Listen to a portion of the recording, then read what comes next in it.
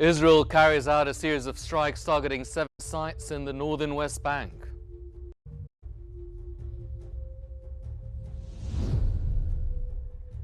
Israel announces it carried out more than 1,200 operations inside Lebanon since the beginning of the ceasefire.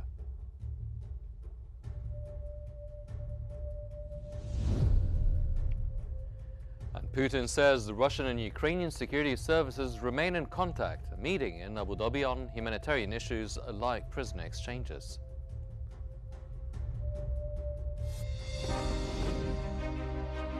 And then, of course, we have the host tonight, and I just want to thank you very much. There was a reason we chose Egypt, because you were very helpful, and very, very helpful. Everybody wanted to have this, but we really thought it was appropriate, and you are a great leader.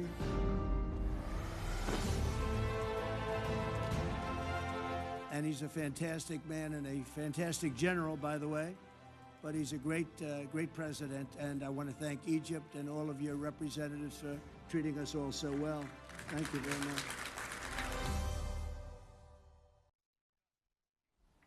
It's 8 p.m. Cairo local time. You're watching Qnews. I'm Henny Saif. In the news today, the Israeli Army radio reported that the Air Force carried out a series of strikes targeting 7 sites in the northern West Bank. The radio added that the strikes in the northern West Bank targeted open areas, caves, and hiding spots in several locations.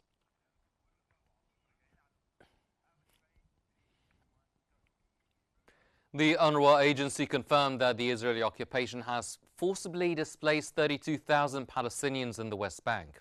The agency explained that Israel has emptied the Jenin, Tulkarm, and Nur Shams camps of all their residents, noting that hundreds of thousands of Palestinians are currently living either on the streets or in war-torn tents.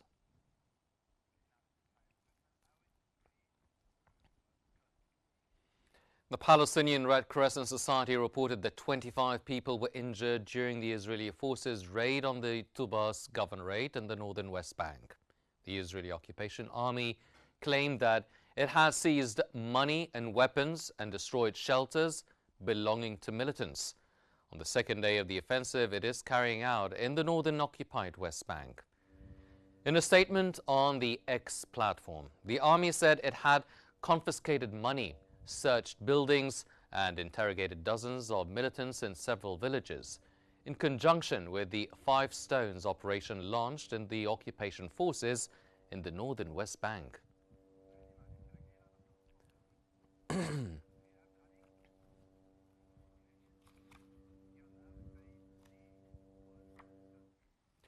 Israeli forces uprooted 5 olive trees on Thursday in Kafr Malik, northeast of Ramallah. A landowner said this was the 6th raid on his property in the past 2 months, during which Israeli soldiers have destroyed olive and grape trees, damaged gates and fencing, and demolished a tent he had set up on the land.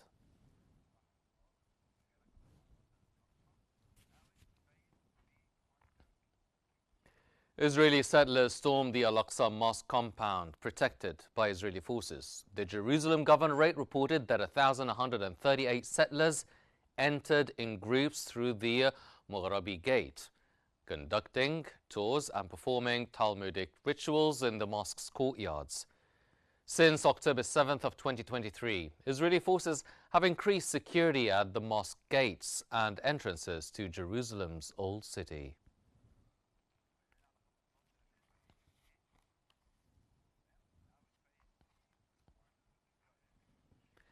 Egypt has dispatched its 82nd Zed from Egypt to Gaza convoy to the Gaza Strip. The convoy carries around 260,000 food baskets, more than 50,000 blankets, 76,000 winter clothing items, over 700 mattresses, and approximately 15,400 tents to support civilians amid worsening winter conditions. The convoy also includes over 2,500 tons of flour, more than 3,300 tons of medical and relief supplies, and 1,150 tons of petroleum products.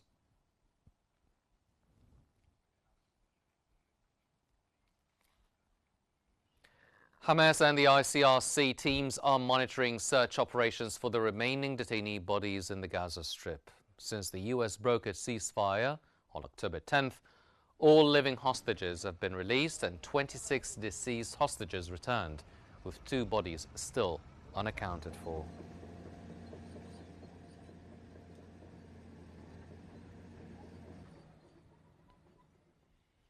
Medical sources has reported that 69,799 Palestinians, mostly women and children, have been killed since Israeli operations began in October 2023.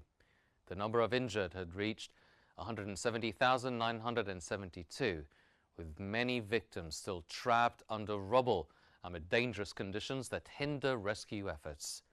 In the past 24 hours, 14 bodies were brought to Gaza hospitals, including 5 newly confirmed fatalities and 9 recovered remains.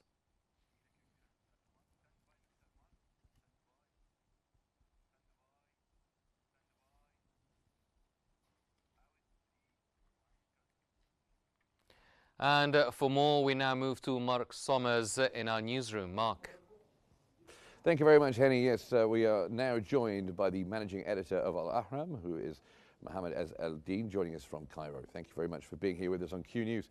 So how do you view this Israeli military operation in the West Bank? Thank you for having me here. Qnews, of course, it is a full-on operation through which the occupation forces goal was to stall phase 2, or to stall reaching a two-state solution.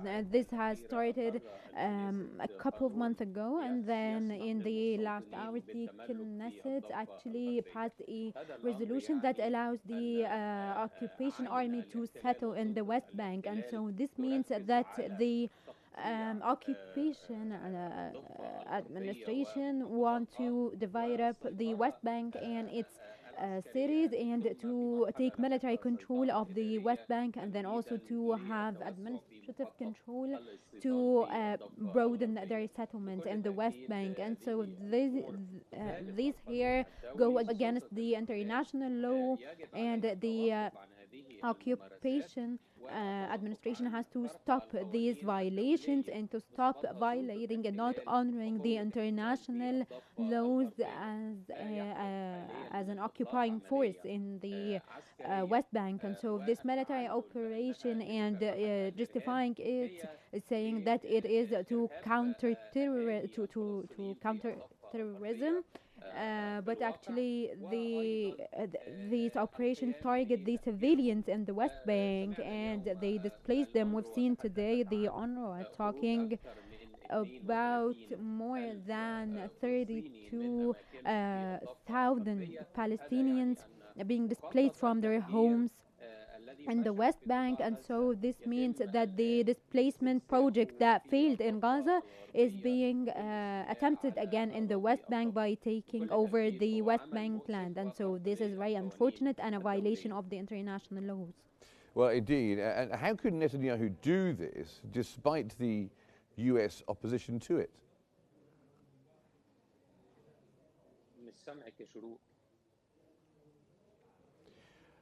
How could Netanyahu do this? I believe you're not hearing me quite well.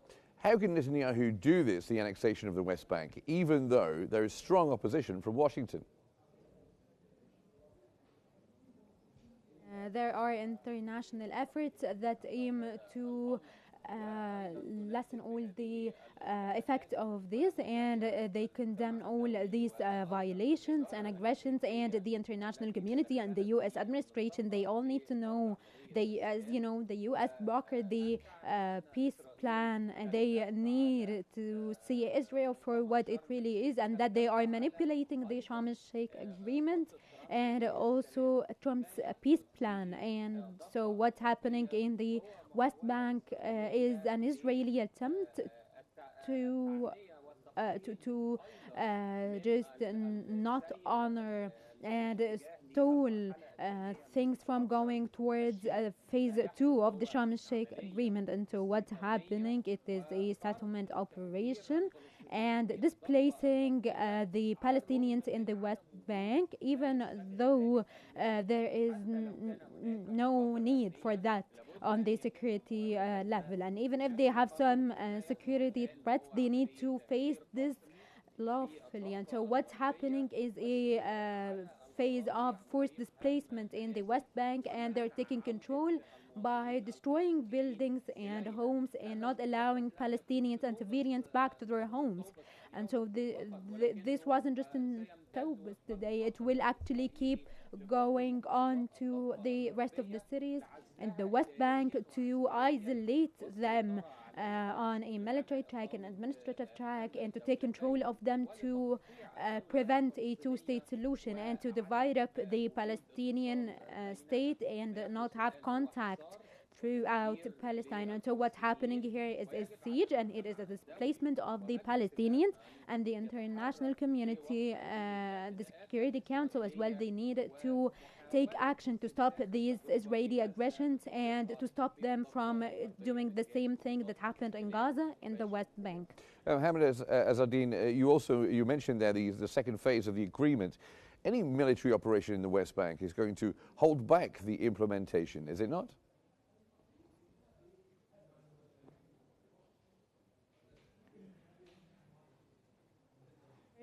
In an indirect way, Israel is trying to stall phase 2. Even though there were some positive news from the mediators and the U.S. administration in the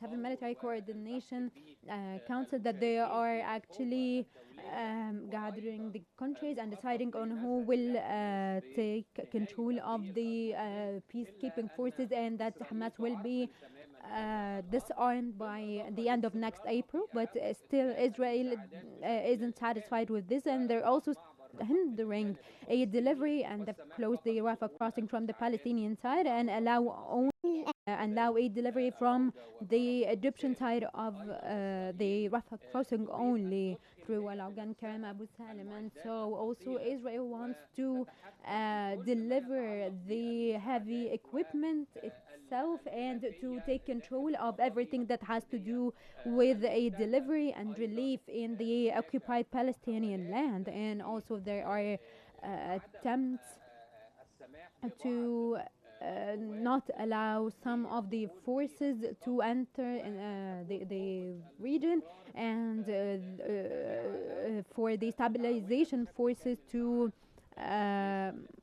actually coordinate and work with the Israeli occupation army. And so Israel hasn't talked clearly about stalling phase 2, but they're sending these subtle pretext that there are still two bodies of Israeli deities under the rubble. And so this means that even though the agreement was fully implemented and the Palestinian resistance actually are committed to the Sharm el-Sheikh agreement, but Thank the you very Israeli much occupation... Indeed. That is Mohammed Azaldin, Managing Editor of Al-Ahram. Thank you very much for joining us here on Q News. And now we go back to Hani in the studio. Hani.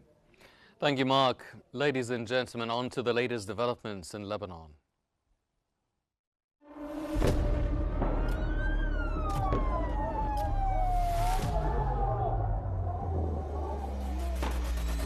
كل المستهدفين هن مدنيين.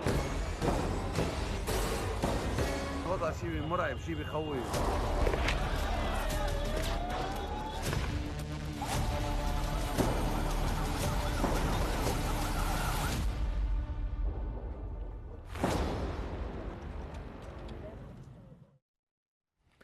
The Israeli army announced that it has carried out more than 1,200 operations inside Lebanon since the beginning of the ceasefire with Lebanon. The army said its forces had destroyed dozens of Hezbollah sites and foiled attempts to gather intelligence information about Israeli forces. It added that the Northern Command and the Air Force had killed more than 370 members of Hezbollah, Hamas, and other Palestinian factions.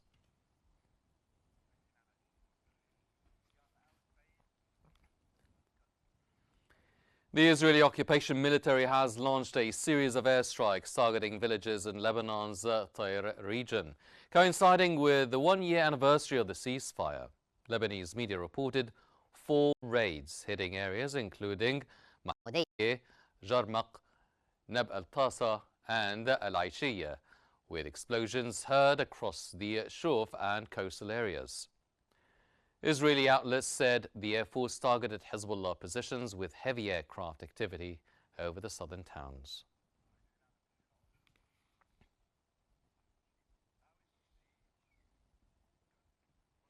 The Lebanese presidency affirmed that the occupying state continues to refuse the implementation of the ceasefire agreement, as it maintains its occupation of parts of the border area and continues its attacks despite a full year having passed since the agreement. Meanwhile, Lebanese President Joseph Aoun, during his meeting with the UN Assistant Secretary General, expressed his welcome for any assistance from the United Nations to help stabilize the situation and stop the ongoing Israeli attacks.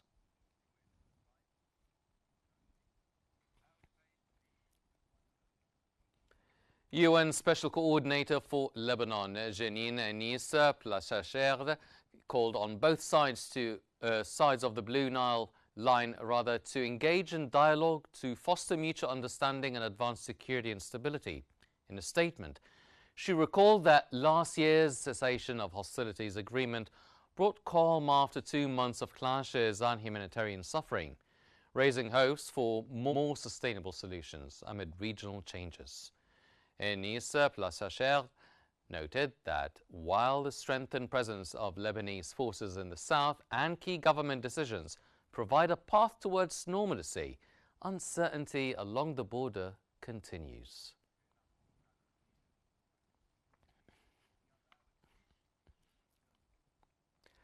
Pope Leo has held a bilateral meeting with the Turkish President Tayyip Erdogan in Ankara, marking the start of a 3-day visit to Turkey. Earlier in the day, the Pope laid a wreath at Antikabir, the mausoleum of modern Turkey's founder, Mustafa Kemal Atatürk. He will also meet the head of Turkey's Presidency of Religious Affairs before traveling to Istanbul in the evening. Pope Leo departed Rome on Thursday as part of a mission aimed at promoting peace in the Middle East and strengthening relations among long-divided Christian churches.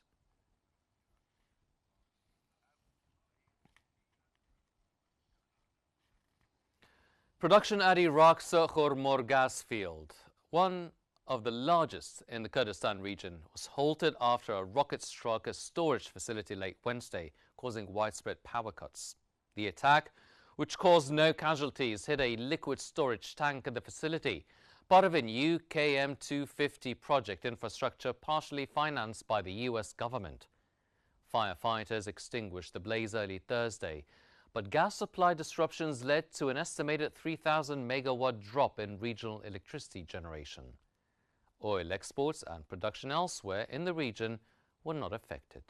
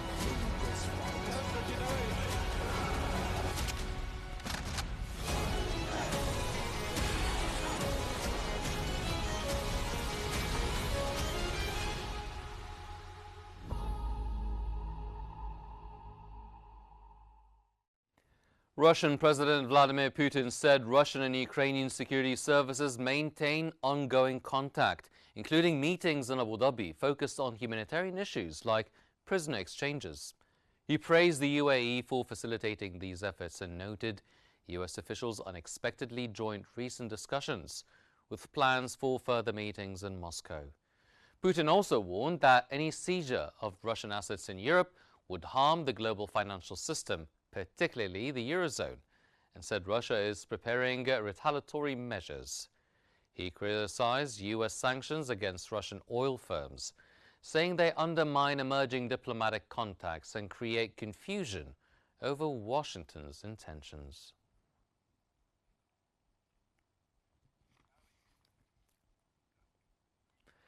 NATO Secretary General Mark Rutte praised U.S. President Donald Trump for boosting diplomatic momentum in the Ukraine peace process.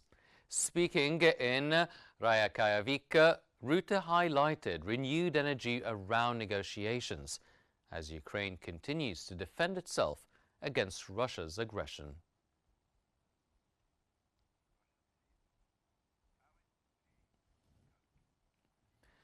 Russian officials have restated that Ukraine joining NATO and the presence of Western troops on Ukrainian territory remain unacceptable to Moscow in any future peace settlement. Foreign Ministry spokesperson Maria Zakharova accused NATO of attempting to pull Ukraine into its security structures, arguing this poses a direct threat to Russia. Her comments come as discussions continue over what conditions might underpin potential negotiations to end the conflict.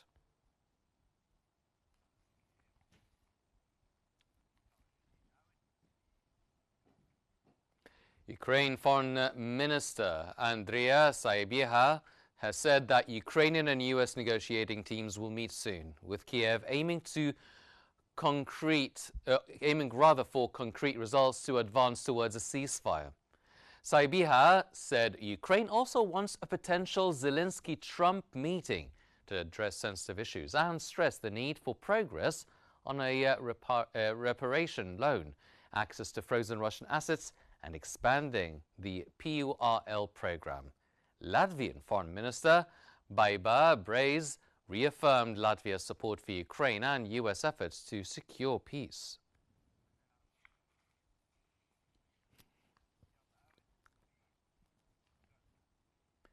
U.S. President Donald Trump has called for a review of Afghan immigrants admitted under the Biden administration. Trump described the attack as an act of evil, an act of hatred, and an act of terror, and said the suspect in custody had entered the U.S. from Afghanistan during Biden's presidency. Trump also directed the deployment of 500 additional troops to Washington, joining roughly 2,200 already stationed in the city. The president urged a broader reassessment of Afghan nationals admitted under Biden, prompting U.S. citizenship and immigration services to pause all related immigration requests indefinitely.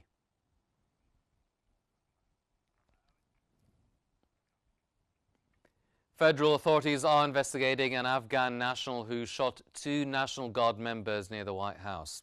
The suspect, Rahmanullah Lakanaul, drove from Washington state with the apparent intent to target the nation's capital. Armed with a .357 Magnum, he ambushed the guards before being wounded and arrested. Authorities seized electronics from Lakanwal's Washington home and executed multiple search warrants nationwide, while probing his past work with U.S.-backed forces in Afghanistan.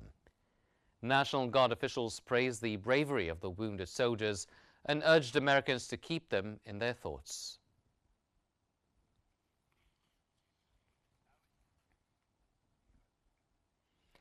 German Chancellor Friedrich Merz criticized the U.S. absence from the recent G20 summit in Johannesburg, saying Washington risks losing influence in a strategically important region. He pledged to urge President Biden to invite all G20 members, including South Africa, when Germany hosts the next meeting. On migration, Merz emphasized Germany's sovereignty-setting policy and Europe's ability to develop a unified asylum and immigration framework independently. Discussing Ukraine, he reaffirmed that Europeans and Americans share responsibility in ending the conflict, stressing no unilateral territorial concessions should be forced on Ukraine. Merz highlighted Germany's commitment to Ukraine's defense, long-term security guarantees, and deepening arms cooperation, including joint procurement with allies.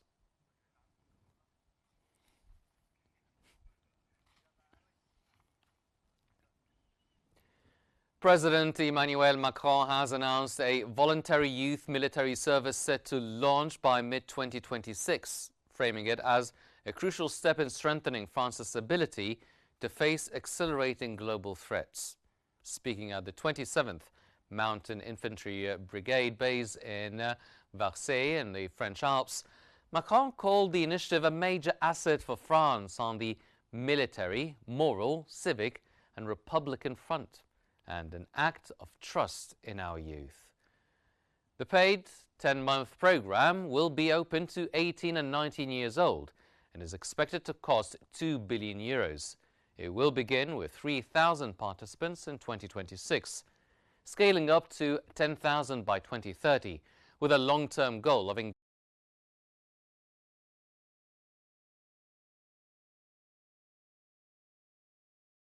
Macron said participants could move into civilian life, join the military reserves, or remain in the armed forces after completing the program.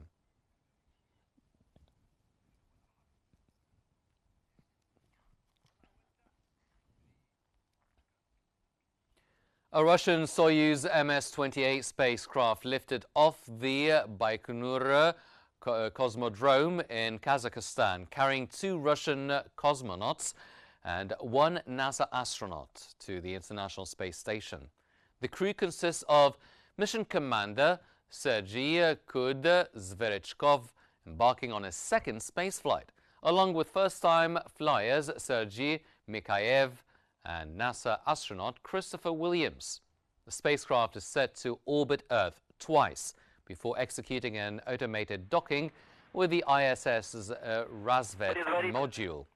Once aboard, the trio will begin an 8-month mission, with their return to Earth scheduled for late July 2026.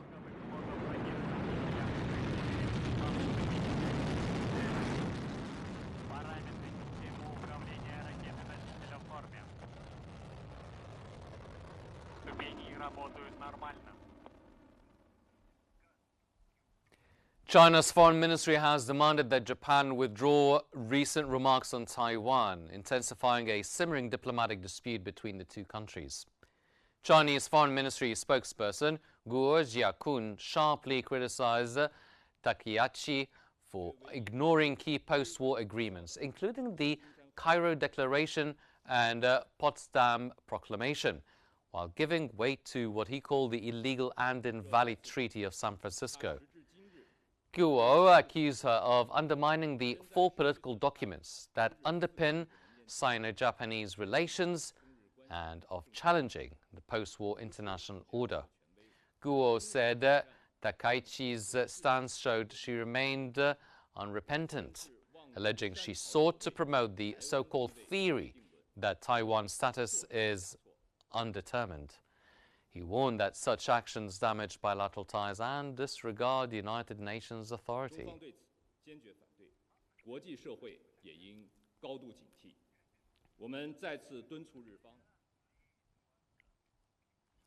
A Belgian shepherd sniffer dog named Hera helped Polish customs officials uncover some 50,000 Belarusian cigarettes smuggled inside a shipment of parsley. The contraband was hidden between the boards of the parsley crates in a Georgia-registered truck stopped at a northeastern border crossing. X-ray scanning also assisted in the discovery. The haul is valued at €200,000. The seizure comes days after Latvian authorities intercepted over 720,000 illegal cigarettes from Belarus carried in meteorological balloons.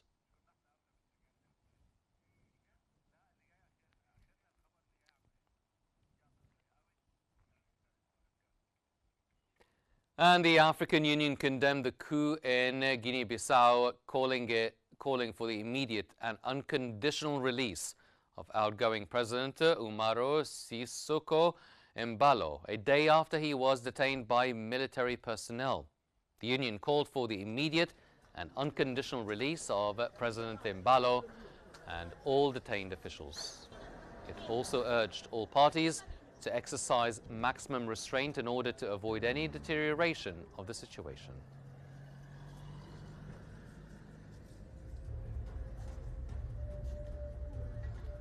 That brings us to the end of our news bulletin. But before we wrap up, here's a recap of today's top stories. Israel carries out a series of strikes targeting 7 sites in the northern West Bank.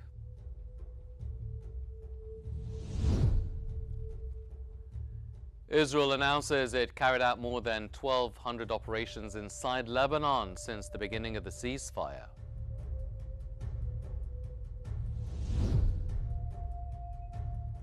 And Putin says Russian and Ukrainian security services remain in contact and meeting in Abu Dhabi on humanitarian issues like prisoner exchanges. That concludes our broadcast for today, but for more stories and live updates, follow Q News on YouTube, Facebook, X, Instagram and TikTok at Q News EGY. From all of us here, thank you for watching.